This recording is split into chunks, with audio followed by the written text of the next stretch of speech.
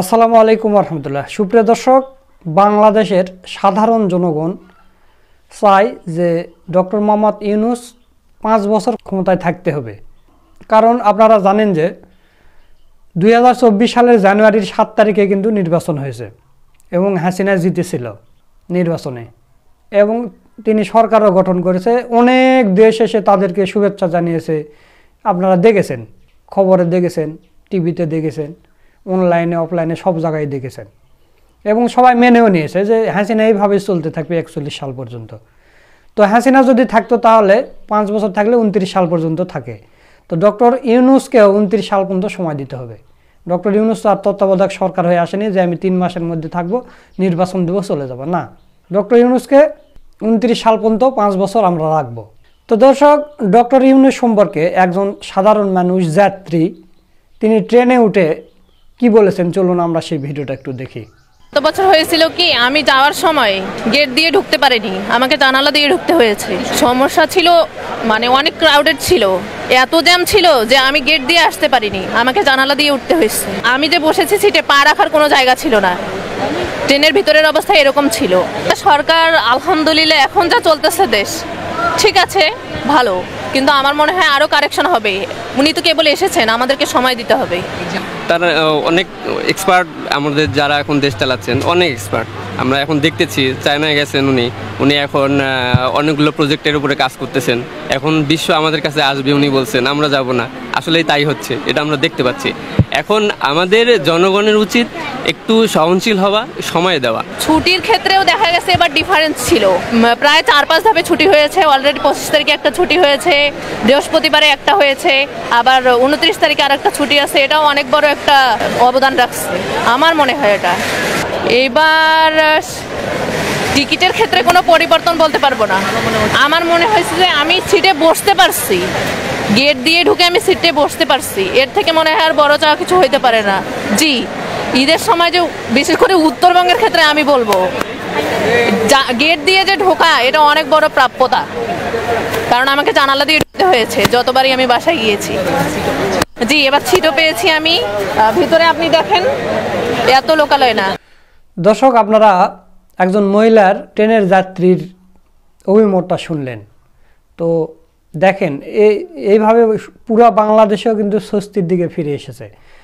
তো প্রিয় দর্শক, আপনারা জানেন যে ডক্টর মোহাম্মদ ইউনূস চীন সফর করেছেন এবং এই কয়েকদিনের জন্য তিনি কয়েকশো কোটি ডলার বাংলাদেশের জন্য নিয়ে এসেছেন।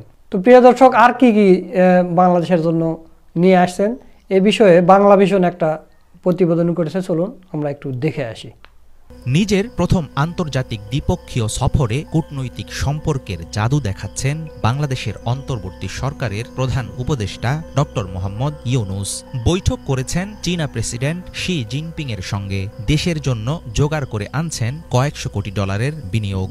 সেই সাথে নিয়ে আসছেন চুক্তি আর বিভিন্ন সেক্টরে সমঝোতার আশ্বাস। 28 মার্চ শুক্রবার বেইজিং এর গ্রেট হল অব দ্য পিপলে নিজ নিজ দেশের স্বার্থ সংশ্লিষ্ট বিষয় নিয়ে আলোচনা করেন দুই রাষ্ট্রনেতা। হাসিনা সরকারের পতনের পর অধ্যাপক মোহাম্মদ ইউনূসের নেতৃত্বে গঠিত অন্তর্বর্তী সরকারকে চীন শুধু সমর্থনই জানায়নি, বরং জোরদার করেছে সামরিক ও অর্থনৈতিক সহযোগিতা। দিল্লির প্রভাব বলয় এড়িয়ে চীনের সাথে ক্রমবর্ধমান সম্পর্ক ভারত ও আমেরিকার জন্য হতে পারে উদ্বেগের কারণ। সীমান্তে হত্যাকাণ্ড, পানি বন্টন সংকট এবং ক্ষমতাচ্যুত আওয়ামী লীগ সরকারের অতিরিক্ত ভারত ঘনিষ্ঠ নীতির কারণে তলানিতে ঠেকেছে নয়াদিল্লির সঙ্গে ঢাকার সম্পর্ক। এমন পরিস্থিতিতে প্রধান উপদেষ্টার চীন সফর ভারতকে পরোক্ষ বার্তা দিচ্ছে বলে মনে করেন বিশ্লেষকরা। তাদের ধারণা, সাবেক সরকার যেখানে ব্যর্থ সেখানে আন্তর্জাতিক মহলের ইতিবাচক মনোভাবকে কাজে লাগাতে পারছেন ডক্টর ইউনূস। এবারের চীন সফরে ঢাকা ও বেইজিং এর মধ্যে সই হয়েছে বেশ কিছু চুক্তি ও সমঝোতা স্মারক।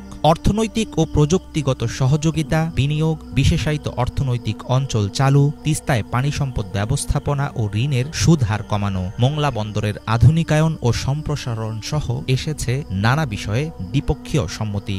আগামী ৩ বছর চীনের বাজারে শুল্ক ও কোটামুক্ত প্রবেশাধিকার দেয়ার ঘোষণাটি বাংলাদেশের রপ্তানি বাণিজ্যের জন্য একটি ইতিবাচক সংকেত।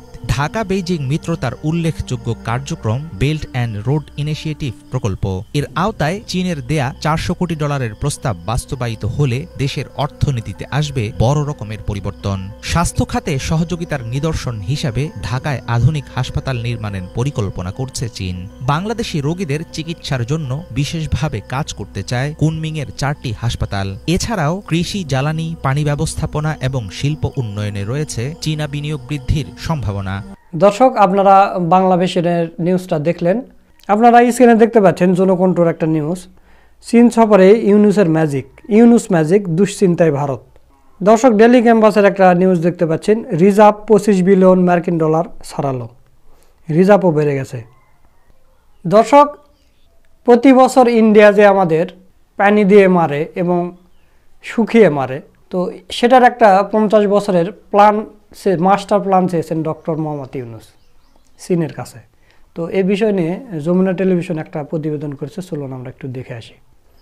বাংলাদেশের নদী ও পানি ব্যবস্থাপনার জন্য চীনের কাছ থেকে 50 বছরের মাস্টার প্ল্যান চেয়েছেন প্রধান উপদেষ্টা ডক্টর মোহাম্মদ ইউনুস। 4 দিনের চীন সফরের তৃতীয় দিনের শুক্রবার বেইজিংয়ের এক রাষ্ট্রীয় অতিথিশালায় চীনের পানি সম্পদ মন্ত্রী লি গোইয়ং এর সঙ্গে বৈঠকের সময় এই অনুরোধ জানান প্রধান উপদেষ্টা। চীনের পানি ও বন্যা ব্যবস্থাপনার প্রশংসা করে ডক্টর ইউনুস বলেন, দেশটি কিছু কঠিন পানি সমস্যার সমাধানে অসাধারণ কাজ করেছে। প্রেসিডেন্ট শি জিনপিং এর পানি ব্যবস্থাপনা দৃষ্টিভঙ্গি বাংলাদেশকে জানাতে আহ্বান জানান প্রধান উপদেষ্টা। বাংলাদেশকে প্রযুক্তিগত সহায়তা ও বিশেষজ্ঞ পরামর্শ দেওয়ার প্রতিশ্রুতি দেন শি জিনপিং।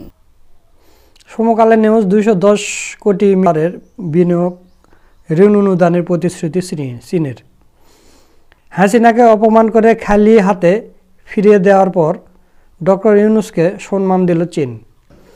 জাতিসংঘ শূন্য বর্জ্য দিবসে ডক্টর ইউনুসকে অভিনন্দন জানিয়েছেন তুরস্কের ফার্স্ট লেডি। বাংলাদেশ চীনের মধ্যে 1 চুক্তি ও 8 সমঝোতা স্মারক সই। পানি ব্যবস্থার জন্য চীনের কাছে 50 বছরের মাস্টার প্ল্যান চেয়েছেন ডক্টর ইউনুস, যেটা আপনারা ভিডিও দেখলেন। তো দর্শক, বাংলাদেশের জনগণ এবং যারা বিরোধী দলীয় নেতাকর্মী ছিল, যারা নির্বাচন করে জীবন দিচ্ছিল, তাদেরও কিছু লোক কিন্তু এখন চাচ্ছে যে না, হাসিনার আমলের হাসিনা যেই 29 সাল পর্যন্ত থাকতো, এই 2024 সালের ভোটের যে মেয়াদ ছিল, এই মেয়াদ পর্যন্ত ডক্টর ইউনুসকে দেওয়া উচিত। তো এই বিষয় নিয়ে গুরুত্বপূর্ণ আলোচনা করেছেন আমাদের বড় ভাই মোহাম্মদ সোলাইমান। তো চলুন আমরা তার ভিডিওটা একটু দেখে আসি। ডক্টর ইউনুসের প্রতি আন্তর্জাতিক সমর্থনে নজিরবিহীন মাত্রা।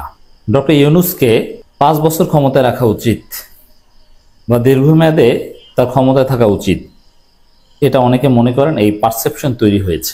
অথবা মিনিমাম 2024 সালের 7 জানুয়ারি যে নির্বাচন হয়েছিল, ডামি নির্বাচন, সেই হিসাব ধরলে, যেহেতু সেই নির্বাচন মেনে নিয়েছিল প্রায় সবাই, হাসিনাকে অভিনন্দনও জানিয়েছিল যেভাবেই হোক না কেন, অথবা ওই সংসদের বা ওই সরকারের বাকি মেয়াদ পূর্ণ করবে ডক্টর ইউনুস, যেটা এখনো 4 বছর, এটা অনেকে প্রত্যাশা করেন। কারণ যেভাবে ডক্টর ইউনুসের প্রতি আন্তর্জাতিক সম্প্রদায় তাদের সমর্থন ব্যক্ত করছে, এটা নজিরবিহীন। একটা অনির্বাচিত সরকার, হ্যাঁ এই সরকার অনির্বাচিত, বাট অগণতান্ত্রিক নয়। জনগণের ম্যান্ডেট নির্বাচনের মাধ্যমে হয়, আর সবচাইতে বড় mandate direct democracy, that is এই যে ম্যাস আপরাইজিং আর ম্যাস রেভলিউশন। অতএব এই ধরনের সরকারের প্রতি এভাবে আন্তর্জাতিক সমর্থন, এটা নজিরবিহীন, এটা ঘটেনি। যেমন মিয়ানমারে একটা সরকার আছে বা আরও বিভিন্ন দেশে, তাদের প্রতি কিন্তু এরকম সমর্থন কেউ জানে না। কিন্তু প্রফেসর ইউনুস ইজ ইউনিক। দেখেন, তত্ত্বাবধায়ক সরকার হতে পারে 90 দিনের জন্য, কিন্তু বাংলাদেশ এটা 90 দিনের জন্য কোনো তত্ত্বাবধায়ক সরকারও নয়, এবং ইনডেফিনিট একটা ইন্টারিম গভর্নমেন্ট।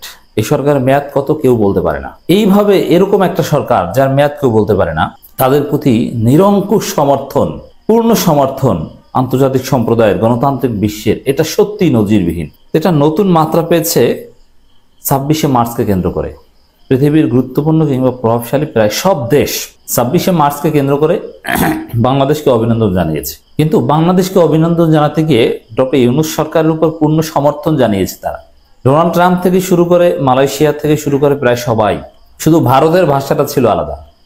ভারত আলাদাভাবে এভাবে বলেনি যে ডক্টর ইউনূসের সংস্কার চেষ্টা বা তার প্রতি পূর্ণ সমর্থন। তারাও আমাদের জাতীয় স্বাধীনতা দিবসে শুভেচ্ছা জানিয়েছে, কিন্তু ভারত বাদে সারা পৃথিবীর শুভেচ্ছার অর্থ হচ্ছে ডক্টর ইউনূসকে আমরা পূর্ণ সমর্থন করি। এ ধরনের ঘটনা বিরল ঘটনা, অবিশ্বাস্য ঘটনা, এবং এর তাৎপর্য এটাই, ডক্টর ইউনূসকে 5 বছর ক্ষমতায় চায় আন্তর্জাতিক গোষ্ঠী। এটা সরাসরি বলে না, কিন্তু এর তাৎপর্য। এর কারণ ডক্টর ইউনূস যে সংস্কার প্রজেক্ট হাতে নিয়েছেন, আমি মনে করি না যে যদি বাংলাদেশে সত্যি একটা নতুন বাংলাদেশ করে দিতে চান তিনি, বা তাকে যদি সুযোগ দেওয়া হয়, সেটা 5 বছর মেয়াদে লাগবে। 5 বছর তিনি ক্ষমতায় থাকতে পারলে বাংলাদেশ বদলে যাবে। বাংলাদেশ আর বাংলাদেশ থাকবে না, বাংলাদেশ হয়ে যাবে সিঙ্গাপুর, মালয়েশিয়াকে ছাড়িয়ে যাবে, শিল্পে তাইওয়ান, দক্ষিণ কোরিয়াকে ছাড়িয়ে যাবে। এজন্য সরাসরি তো আর এগুলো বলা যায় না, বিদেশিরা তো আর বলতে পারে না যে আপনি 5 বছর ক্ষমতায় থাকুন, কিন্তু আমরা বলছি তাদের সমর্থনের ভাষা দেখে কনক্লুশন ড্র করার চেষ্টা করছি। ডক্টর ইউনূসের নেতৃত্বের ভূয়সী প্রশংসা মালয়েশিয়ার প্রধানমন্ত্রীর। এত ভূয়সী প্রশংসার অর্থ কি? যে ভাই আপনি আরো থাকেন, যেহেতু পপুলার ম্যান্ডেট আছে, আর এটাকে ইলেকট্রাল ম্যান্ডেট করতে চাইলে করা যায় গণভোট দিয়ে বা নানানভাবে। ডক্টর ইউনূসকে যে জনগণ চায়, এটা লেজিটিমেসি আনা যায়। বাংলাদেশের 54তম স্বাধীনতা ও জাতীয় দিবস উপলক্ষে মালয়েশিয়ার প্রধানমন্ত্রী আনোয়ার ইব্রাহিম তার বন্ধু ডক্টর ইউনূস ও বাংলাদেশের জনগণের প্রতি উষ্ণ অভিনন্দন জানিয়েছে। দর্শক, পৃথিবীর রাষ্ট্রপ্রধানদের একটা বড় অংশ ডক্টর ইউনূসের বন্ধু, আর একটা অংশ ডক্টর ইউনূসের শিষ্য। ডক্টর ইউনূসকে বলে তারা স্যার, স্যার, ভাই বন্ধু এরকম না, স্যার, আমাদের স্যার বাংলাদেশের প্রধান উপদেষ্টা, এরকম বলেন পৃথিবীর বিভিন্ন দেশের প্রধানমন্ত্রী, প্রেসিডেন্ট। বাংলাদেশ সংস্কারের জন্য আপনার দৃঢ় প্রচেষ্টাকে আমি গভীর আগ্রহ ও প্রশংসার সাথে অনুসরণ করেছি। এর অর্থ কি? এর অর্থ এক ধরনের ব্লাঙ্ক চেক দেয়া, যে ডক্টর ইউনূস, কেউ ভারতবাদে কেউ বলবে না যে দ্রুত নির্বাচন দেন, নির্বাচনের জন্য চাপ, এটা ইন্টারন্যাশনাল কমিউনিটি কেউ বলবে না আগামী 5 বছরের আগে। আনোয়ার ইব্রাহিম তার শুভেচ্ছা বার্তায় বিশ্বকবি রবীন্দ্রনাথ ঠাকুরের বিখ্যাত কবিতা চিত্ত যেথা ভয় শূন্য থেকে দুটি চরণ উদ্ধৃত করে বাংলাদেশের মানুষের সাহস ও সংকল্পের প্রশংসা করেন। মালয়েশিয়ার প্রধানমন্ত্রী বলেন, আপনার নেতৃত্বে বাংলাদেশ সেই স্বপ্নকে বাস্তবে রূপ দেওয়ার প্রকৃত সুযোগ পেয়েছে। গণতন্ত্রকে শক্তিশালী করা, মানবাধিকার সমুন্নত রাখা এবং একটি সমৃদ্ধ জাতি গঠনের জন্য আপনার প্রচেষ্টায় মালয়েশিয়া সম্পূর্ণরূপে সমর্থন করে। প্রচেষ্টায় আমরা দৃঢ় বন্ধু অংশীদার হিসেবে থাকব। এই যে পূর্ণ সমর্থন করা, সম্পূর্ণরূপে সমর্থন করা, এটা একটা অনির্বাচিত সরকার জন্য নজিরবিহীন। মোট 5 বছর ক্ষমতায় থাকার লাইসেন্স।